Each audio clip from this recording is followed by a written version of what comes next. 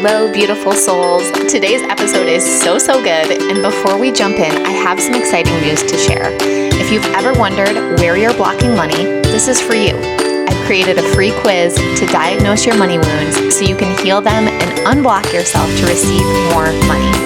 Just go to moneywoundsquiz.com and answer 6 quick questions to get your insanely accurate and potent result. And if you're loving my vibe and want to work one-on-one to call in more feminine energy wealth, I would love to hear from you.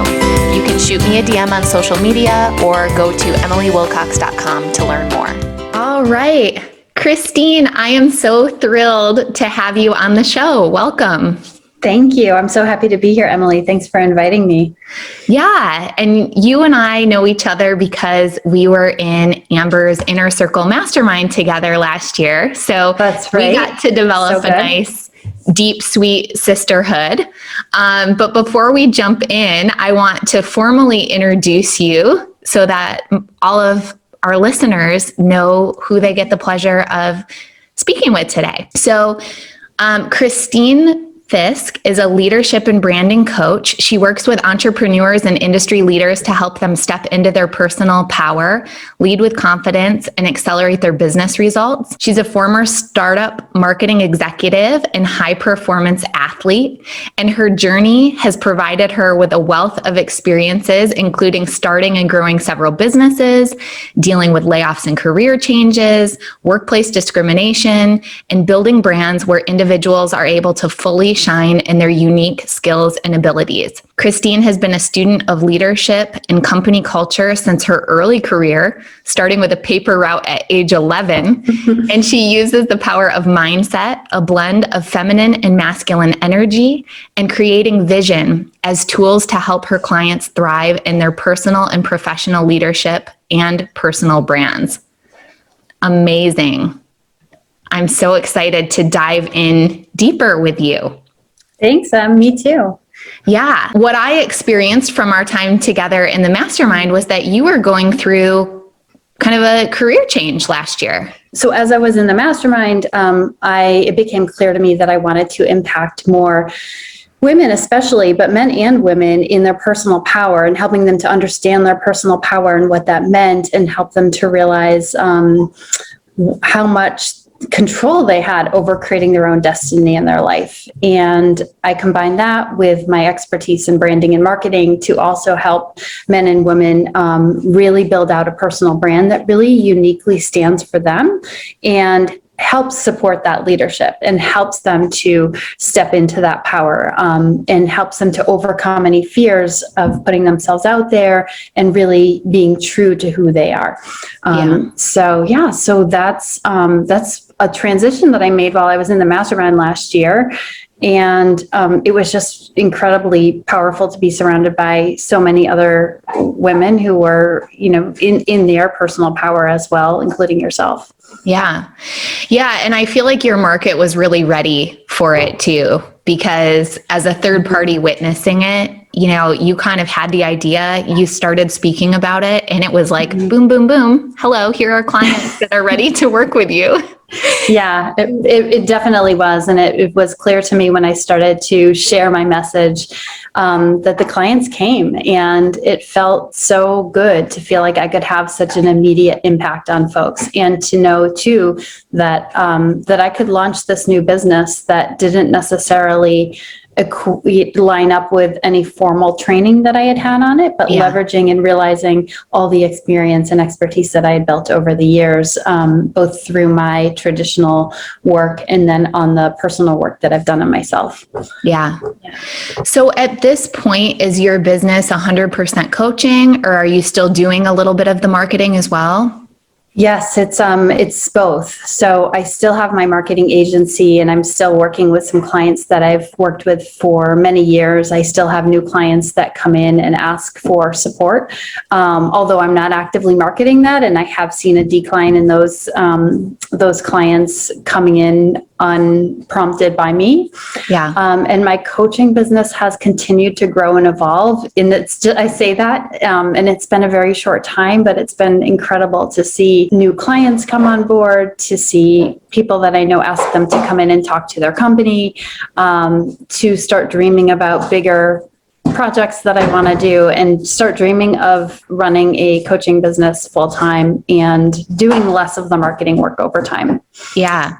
Yeah. Yeah. And I want to dig in a little bit more on this for a couple of reasons. One, because it's very common, and I had my own path with this as well, that you can't just flip a switch and say, I was doing A and now I'm doing B. Typically, there's this blend, and where the work that you've been doing helps support the dream and the birth of the new thing. You know, because we're creating space to transparently talk about money here, we live in a 3D world. And so while we know, and there's a part of us that really believes that our dreams can bring home the income, there's the reality of, okay, well, but I need to pay the mortgage this month and next month. And my dream business is still just a little baby. So let's get transparent. Let's talk about that a little bit, and kind of where those percentages are, and how you see that transition going. Yeah, so such a great question. In particular, Emily, because I'm guiding one of my clients through this right now. You're right. We can't just flip a switch and jump into our dream job usually. And I think most of us are wired to want a certain sense of security. And when we've been accustomed to that for decades, right? Flipping the switch to a job where there's no guaranteed business right away is taking a huge leap. And so for me, initially, it was a transition where it was something that I started to do on the side and started to talk about in addition to my marketing agency. And as I started to talk about it, I saw that there was traction, right? And I felt like it was an authentic part of me coming out that I hadn't really shared that much. So it felt really good that way. And then when I formally announced I was coaching, I just felt a ton of support from my community, from my network. And social media is so great, right? Because we can easily let a lot of people know that we're starting something new, and usually garner that type of support too. So that's wonderful. And as I started to dive into the coaching more, I was able to talk with more and more people about it, and the clients started to come on board, which was great. What I loved about the transition, though, was that I got to share a part of me that I haven't really shared very publicly before, which includes my stories, more of the inner work that I've done, a lot of the reading and, attention on leading with heart and mindset work that has been really important to me. That, I think we talk a lot about leadership in a traditional form in the corporate world. And I came from a segment of the corporate world. I worked mostly in startups. I also worked at some agencies with some very big Fortune 100 companies. People don't talk about leading with heart openly. Right. Yet when you start to talk about that with people one-on-one, it very much resonates for folks. So being able to share things that in my corporate world, or even in my marketing business, that felt a little bit uncomfortable because I wasn't sure how they'd be received, became, a really exciting thing for me, because it's how I feel truly deep inside. So I started to share that, and I saw some traction, and I felt like my brand was coming out. And really, it's an extension of who I am. So that's been really fun. The question came up, well, does this align? And is it confusing to have two businesses? And really, I think that when you're very authentic in all of your businesses, there's usually a connection or a thread between all of them, right? And it made sense why I was doing what I'm doing. And now that I'm out front coaching more, I'm able to share not just the leadership and mindset expertise that I do with some clients. I help a lot of clients through transitions. I also can help them brand themselves, which is a bridge to my other marketing business as well. Yeah. So yeah, they both are living today, and I find them to be connected. And I'm not going out and drumming up as much new business for my existing company. I'm fortunate to have clients that I've had for several years that are on board. And I'm just looking forward to branching out into more of the coaching world, though. Yeah. Yeah, I can relate to that so much because, running an Amazon sales agency, typically I was just showing up on social media as a mom. So I was using Facebook to share pictures of my kids with our relatives that live out of state. And I was using LinkedIn to just talk about growing Amazon businesses. And so I had a lot of inner resistance around, well, how am I going to talk about the inner work? How am I going to talk about money mindset? How does it all make sense? And as you say, it's like when you're just being authentic and you're just being you and owning the fact that we're like multi-dimensional beings, it's like it just works. It does. And there is strategy, I think, if you choose to use it. But the greatest strategy is just talking about things that you truly want to talk about and trusting that it will land with the right people. So true. Yeah. So true. Yeah. Yeah. Yeah. And so, for me, in starting to talk about money more, oh my gosh, so much of my own fear and resistance. And even in starting this podcast, I was like, am I really going to ask people how much they make? Because there's such a taboo around that. And in the mastermind that we were in together, my experience compared to some other more male-dominated masterminds is that we didn't really talk about money.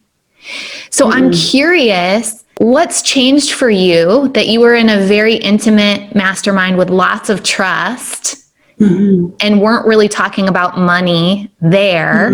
And now you're here where we're going to talk more openly about money. Has something changed for you? Yeah, for sure. It's interesting because you're right. We didn't talk a lot about money. We didn't really talk hardly at all about it.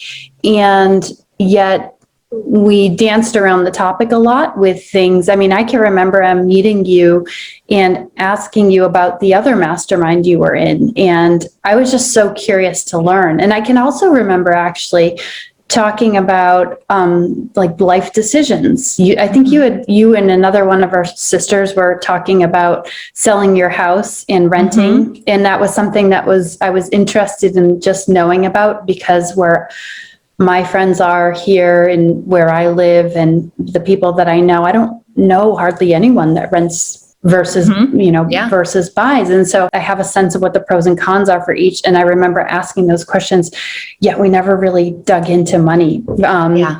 And we always kind of danced around the topic. So it was interesting.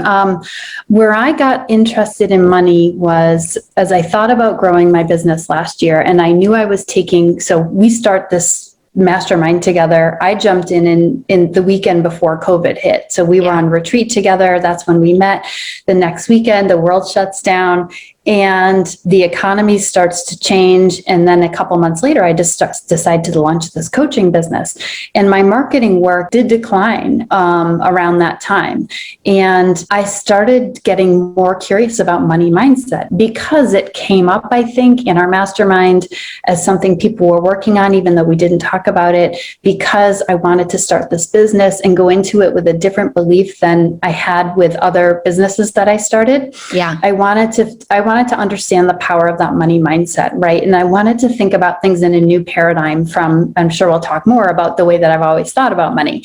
Yeah. And so I started studying it. I started reading books and I started listening to podcasts and just surrounding myself with experts who I absorbed from, because I had a sense that my mindset was outdated and probably I had a lot of limiting beliefs around money. I completely resonate with that. And I think when we dance around money, it actually hinders our healing because those limiting beliefs and those money wounds stay hidden. It's like there is a part of us, look, you don't join a $20,000 a year mastermind and not want to make more money. 100%. However, it's like this hidden desire, and we're okay talking about getting more clients or having more calls or feeling more embodied or sales feeling easier, but we still limit ourselves in talking about the actual numbers because we're making them mean something. So talk to me a little bit more about that. What were some of the limiting beliefs around money that you uncovered? Yeah. So that was a huge investment for me, as it probably was for most of us, to join that mastermind. I hadn't done anything like that before. And I had had a very prosperous year the year before in my business, which I felt set me up. That, with the combination of having an awakening that I needed to invest in myself if I wanted to really grow my businesses, set me up to make that investment in myself. Yeah. So let me stop you there for just a second. Tell me, what was the prosperous year? Oh, so in my business the year before, I had hit $250,000 in revenue in my business. Yeah. And I had gone to a seminar that summer that felt like a big investment. And looking back in retrospect, it really wasn't, where I really started to uncover my limiting beliefs around money. And it hit me it hit me hard. I was at a 4-day conference, and one day I think it was the first or second day, we started to talk about limiting beliefs. Now, limiting beliefs was a new concept for me at this time too. And when I realized that I had these limiting beliefs around money from my childhood, that I was limiting what I could make, it really struck a chord with me. Yeah. I realized that I had taken in this information as a child, that having too much money would make me maybe not a real nice person. And that people who had a lot of money fit a certain stereotype, because that's what I had heard. Yeah. And then I realized that I had this limiting belief that I wouldn't be loved the same by the people that are closest to me if I made a lot of money. I had always been the breadwinner in my marriage as well. And I felt I can't make too much more money than my partner. So I think there was something there too. The bigger one though was, what type of person would I be if I made a lot of money? Yeah. And I will say, surrounding myself with people who were making a lot of money in a different way was really important to my money mindset growth as well. So being part of that mastermind, just to be surrounded by people who are making money without getting venture-backed funding. So because I had grown up in startups in my career, the way that I thought real startups was they were venture-backed companies, and they were people that gave up everything to start that type of company. And I wanted a life where I had abundance of a lot of different things. And so I always had something that gave a gut hit, that I didn't want a venture-backed company of my own. Yeah. So I surrounded myself with other people that were doing things a different way and more service-oriented businesses. Yeah. So that's when I really woke up to all that. Yeah. And it is such a gut punch when you realize that you've spent the last 5, 10, 15 years of your career thinking that your growth was limited by the performance of your Facebook ads, or needing a bigger network, or a strategy that you didn't know about. When you find out it's you, it's like both the most excruciating and liberating thing at the same time.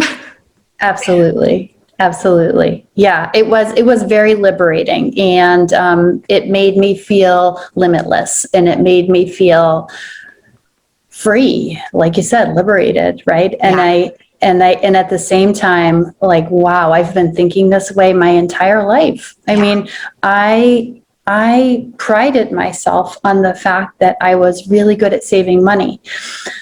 So going back to that paper route that you mentioned in the intro, I couldn't wait to make money. I couldn't wait to have a job. And I really looked up to my dad, who was a businessman and sometimes worked out of our house. And so he had an office at home, and I just looked up to him. And my mom didn't work so much when I was young. She started working later on. And I had these aspirations of being very successful. And so as soon as I could get that job, as soon as I turned 11, I got the paper route in my new neighborhood. We had just moved to a new development, so there was no existing person. And I called up the paper and I said, could I get the paper route? And I did, and I had it for a couple of years.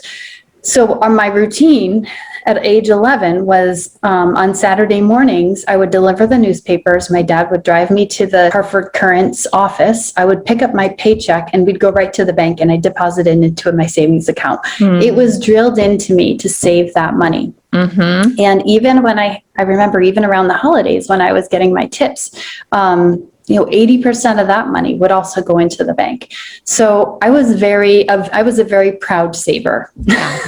And I loved efficiency. So I loved the idea of like finding a deal. And that was also very drilled into me. All of that to say, it feels like a very big shift to start making big investments in myself. So you uncovered all of these limiting beliefs. Like, I'm not going to be loved the same if I'm too rich. There might be a problem in my marriage if I make way too much money. All of these things that are so scary, right? If that's what money means, that I'm going to be a bad person, that I'm not going to be loved the same by the people I care about, and it might jeopardize my marriage and my family. Talk about resistance. So your logical mind is saying, I see successful people around me. I've had a $250,000 a year, which is amazing. And I know I have more potential. Yet your inner child is like, no. We're not going to go too fast. We're not going to make too much here. So what were some of the tools that you used to start to reconcile that? Good question. So I started to, I think the recognition, to start with, just like the first step is always awareness. Yes. The awareness of what was holding me back. And of course, it never fully goes away. It's continuing to reconcile with that. It comes up all the time, right? So being aware of where that's coming up for me, I obviously know why, and I dug into that when I first figured it out. So noticing it now, and then being able to step back and look at the big picture of things, because sometimes I tend to get myopic and I get mired in the details of, oh gosh, but I just had to borrow money from this account to pay off this account, which is like, I just had that happen this past weekend even. So being able to like pull back. Actually, my partner is a really great match for me in that he's naturally, I think, got more feminine energy around money than I do. He has a lot of trust that things will always work out. And I will tell you, just as like, this is really interesting. It used to drive me nuts sometimes because I would say, Can we start a club about this? Because I relate to this so hardcore. Oh my gosh. Okay. Well, we'll have to talk more. But I think, I was always like, well, no, we have to have a plan. We have to have a spreadsheet and multiple spreadsheets and how are we going to make this happen? And he's always had this trust, which like, thank goodness for. And last night we were walking and I was just saying like, thank you. Like, I'm so grateful for it now, especially now. Thank you so much for bringing me back to the place where I know I want to be too. And now I've learned to trust myself and listen to my intuition and my feminine energy around it. But man, did I have so much masculine energy around work and money and not to say that I still do. I think I'm not naturally inclined that way more. It doesn't mean that I can't change, and I've learned to change. So one of the other things I learned to do was to journal about it and to have a money mantra and to learn to welcome and invite money into my life and not to see it as a scarce resource. So that whole like saving mentality, sure, it's good to save some money, but to be obsessive about it wasn't healthy for me. I was clinging, right? And I was clinging and I wasn't letting it flow freely.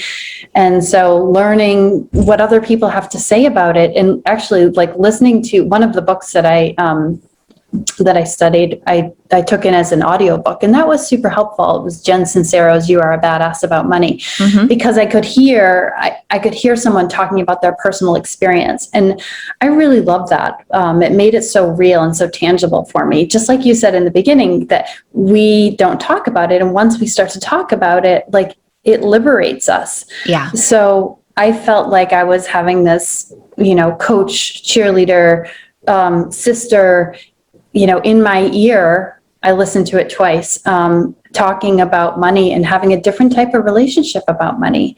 And, like so many things, it's a bit counterculture, if you will, because so many people don't talk about it. Yeah. So it's not something that everyone you meet, you can have a conversation with that will understand it. So sometimes it could feel a bit lonely too, maybe. And I really crave connection, even though sometimes I have introvert tendencies. I love to feel a connection with people. And so that helped me to feel a connection with someone who was having a different type of relationship with money. And I think I knew that to a degree, a lot of people in our mastermind did too. But again, we didn't really talk about it real openly. So that helped me a lot as well. And then starting to dream bigger and to realize there are different ways to think about money. I mean, that's a huge thing for me.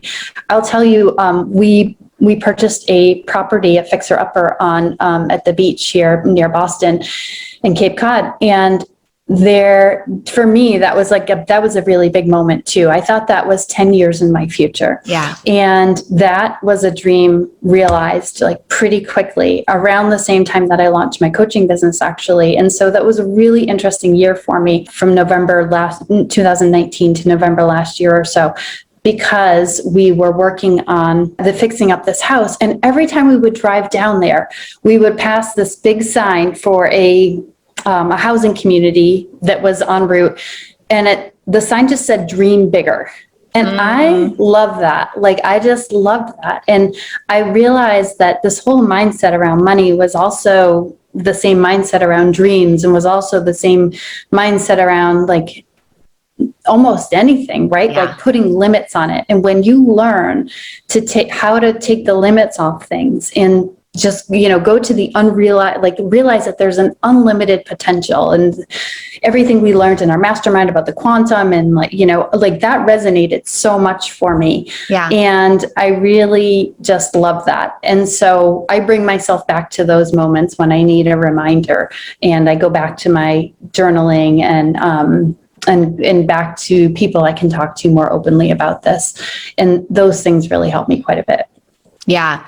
I love that so much. And it was fun to be a witness to it as well, because it seemed like the moment that you allowed it to be a possibility, it was there. Like the house was there. Yeah. You were just holding it 10 years away. And as soon as you remove that limiting belief, it was like, oh, here it is for you. And I remember you had a story of, getting insurance money for a shed that wasn't even damaged. Like, there are so many fun ways that money can flow to us. Yes. As soon as we stop resisting them. It's amazing. It's so incredible. My husband and I were talking about this again last night. I mean, we had a tree fall on a shed, and it scathed the shed. The shed is fine. There's minor cosmetic damage, and we got a several $1,000 check in the mail. And when I said, I think I like this shed even better to the insurance company, they said, "Oh, okay." And they sent me 2,000 more. It's just amazing if we ask and see the possibility. That same week, I got money came in to my life every day, Monday through Friday, in an unexpected way. Isn't that crazy? Yeah. I mean, it sounds like made up, but it's so real. And so that was the universe's way of like drilling it home to me that, yes, this can be real and this can happen. And, it just happened again with our taxes. I haven't gotten a tax refund so big and wasn't expecting one as we are receiving this year for last year. And it just continues to happen. It seems like when the money is needed, it comes, which again is still, I'm learning every time it happens. Yeah. When I go to that somewhat dark place beforehand where I'm concerned about it. So yeah, it's such a lesson in letting go and trusting. Yeah. Going from control to trust, right? Going from that wounded masculine of, but how is it going to come? And where does it fit on my spreadsheet? And what does it make the total in the bank account? Yeah. To trusting money grows through circulation. It can go. I can trust that it can leave the account, and I can trust that it's going to come back, and it's going to come back at the right amount. It's going to come back in surplus. Yeah. So true. And that's a daily practice for me as well. I feel like I'm a recovering money hoarder. Yeah. And money controller, right? Like, yeah. I mean, how interesting that, like, I think there are very few job titles that have the word control in them, but we have financial controllers. Yeah. Right. You know, and air traffic controllers. That's like all I can think of. I'm sure there are some more, but how interesting that it's actually so accepted to need control of your money that there's actually a job title for it. So true. So true. And it's also really interesting to me that it's a real life skill to learn, to have to manage money. It's such a real thing. And yet we don't ever formally learn that. Yeah. The way that we come to learn that is usually fairly haphazard for most of us. And so, you know, and we've got these mindsets drilled into us from whatever we've learned around us. Not necessarily drilled in maybe, but for me it was. Yeah. And it's a product of what I learned growing up, and all these subliminal messages and not so subliminal messages about money, what money was and how to handle it. And so it really shapes how you grow up thinking about money. And one of the best things I ever did, that again, I was really, you know, I have this like thing about pride in money too, which I've really woken up to. When I lived in Seattle after college for a couple of years, and when I came back to Boston, I had a gut hit that I wanted to buy something, and I didn't have the money for the down payment. And I went to my mom and I asked her if I could borrow some money, and I fully intended to pay it back. And I did. And I bought a condo at age 25, and it was a really great decision. I sold it 5 years later and almost doubled the profit. And I held on to that like pride of, you know, really having a good sense about real estate. And I also didn't trust that later on, right? Like now I'm investing in real estate. Now I'm investing, you know, planning to buy another fixer-upper and fix it up and just sell it. But I went away from that for a while. Yeah. And so, you know, and I think too, like there's all kinds of thoughts around debt versus not having debt. And I was so afraid to have any debt aside from a mortgage as well. And so now I've realized, well, when you have money, you can use it as leverage. And there's so much to learn. It feels like there's endless ways to handle and manage money and to think about money. And we really have so much more power. I feel like the most powerful thing is when you have a great money mindset, more than how much money you have or, you know, how you've chosen to invest it. At the end of the day, your mindset feels more powerful than any of that. Yeah, I completely agree, because things can change so fast, right? Absolutely. So how much are you currently making in your businesses? Yeah. So, it's, you know, I watch it. I don't watch it super closely. I know what I need to make to feel comfortable every month. And when I, like I said, with COVID, the marketing businesses took a bit of a hit, and I didn't scramble to recoup that money, or I didn't go out and actively look for a lot of new clients, because I really wanted to focus. Again, I wanted to invest my time in building up my coaching business, and also be present for my children. And the way that things were last year with them in and out of school, I have 3 kids. They're all at different schools. They all had different needs. And so I really tried to let go and trust myself. And then coming into this year and having my coaching business and having that be, sustained at the same level, all a roundabout way to say, like, at this point, I'm on target right now to probably make about the same amount of money as I shared with you before. Yeah. Although my goal is to double that. Yeah. So it's, I'm hoping to put some measures in place and systems in place and new programs to try to double that. And I'm also aware that being new to coaching and having a lot of ideas around it, there's going to be there's a test period for some of that too. And yeah, totally. And so I think you bring up something good, which is there's a couple things. Number one, when you're an entrepreneur, it can actually be pretty hard to answer the question, how much do you make? Not because of lack of transparency, but just because I've had a mortgage broker ask me that question and I'm like, well, let me do some math because we run this through the business. We do that. Things get complicated. They do, in a strategic way, but it makes it much more difficult than when you work a salary to say, yes, here's how much I make, right? But then also, again, like, we make meaning out of this. So I don't know if there's a part of you that felt like you had to explain why you're making the same amount that you were making a year or two ago. And that's okay to explain it, right? Because more isn't always better, right? Like, if I can make the same amount of money and work half as much and be, like, insanely happy. Yeah. Wonderful. Right.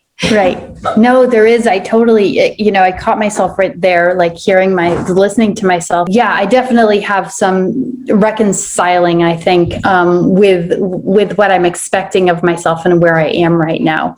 And I'm probably a bit under at the moment. I'm probably a little bit under, bringing in that same type of revenue that I brought in last year and the year before. Why do I feel the need to explain it? Because, I'm not 100% comfortable with it, obviously, like with where I'm at and what's going on. Well, and I think this is a good exercise for anyone listening too, right? Can you just say, I make blank, and let that stand? Yeah, I make $200,000 a year. I'm making right now. Yeah. And I think it goes back to what you were saying before about, I also don't want to necessarily own that, maybe because I want to own something bigger than that, right? Yeah. So toggling between how do I talk about it with myself? Yeah. Yes. And often what you're experiencing, what I experience, is wanting to shrink down and expand simultaneously. So wanting to both explain why the number isn't bigger than it is, but also in a way shrink it down because there's still that child inside of us that's afraid that that number is going to be too big for some people and that they may judge us or reject us or not love us the same because of that number. And it's like, wow, as long as we're trying to shrink and expand at the same time, it sounds really uncomfortable. Oh, it is. Any of us who have experienced it can say it's uncomfortable. It's uncomfortable. Yeah, for sure. Yeah, it's such an interesting thing that we just feel like we're all living under rocks, or so many of us live under rocks in this regard, and because we don't share it. And it's like, I want to pop up, I want to push the rock up, and I want to talk about it. Yeah. And yet I'm still a little scared. I still kind of want to hide under the shell or hide down here. And, or being a turtle and poking out and looking around. Are other people can we talk about this? Are there people that are safe to talk about this with? Right. I mean, I think women, especially clients of mine that are wanting to make more money, I talk to them about, can you find other people to talk to? Are there others you can get a sense for what they're making if there's no other indicators at their job, so that they can have a sense of what's what's a fair salary, for example. Yeah. Or what the possibilities are. Yeah. What does the market yield for your type of job, right? And with an entrepreneurial job, the sky's the limit. But you bring up a good point, because you work with so many clients that are in corporate America. Mm-hmm. And I really believe that the taboo topic of talking about money and talking about salaries, that culture is maintained in corporate America because it only benefits one person, and that's the company. Mm-hmm. When employees understand what other people make, it really is expansive, and it helps them understand maybe where they're not getting top of market, or they're not being properly compensated. And so this mystery and shroud and secrecy and taboo around money is holding people back, and women are, it's like doubly affected. Yeah, 100%. And I actually have a great example of that. I was consulting for a client and working with two other folks that I had worked at another company previously with. I brought one of them in. The three of us were consulting for this client, and he invited us all to come form a startup. And he told us what our salaries would be. And the three of us then talked openly about these salaries and realized that we all would be making the same salary, which sounded fair at first. And then the two guys that I was working with told me that this person, this client boss, who would become our boss, told the two of them that they would get an extra stipend of $1,500 more per month for their health insurance because they had to take care of their families.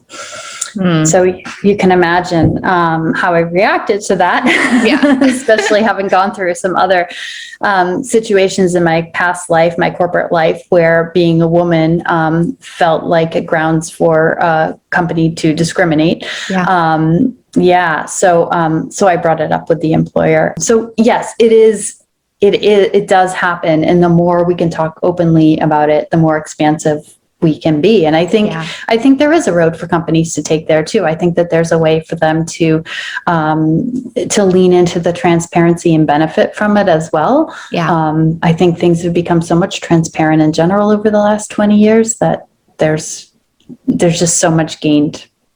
From being I completely agree. So I want to go back to something that you said before, which was that you want to double your income and that you have like systems and a plan in place to do that. That feels very masculine energy to me, which we need the divine masculine. So I'm not anti-systems and plans, but what I want to ask is, where are you allowing the divine feminine into that?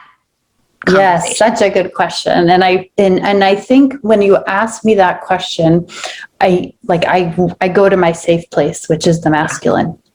And I think that's why that came up. When I think about that number, and I think about that number just continuing to expand year after year, right? There's actually a large element of the divine feminine in it for me that I haven't necessarily shared very outwardly. I mean, I do, but not in relation to, I haven't outwardly talked about my income or my salary. So the reason why I can come up with that number is largely because I have leaned into the divine feminine more. And because I trust that that's there for me, and that if I want it, that it's the reason why I want it is because it's possible. And because it's happening. So, that's been big. That's been really big for me. Yes. Well, I know that everyone listening is going to want to follow along on this journey, right? As your business grows and as you're hopefully inspired to talk more openly about the growth and the ways that the divine feminine is playing into it, right? This magic and miraculous money that comes to us in the most surprising and delightful ways. So if people want to follow along, what's the best way for them to reach out to you or follow you? So I'm most often on Instagram and LinkedIn.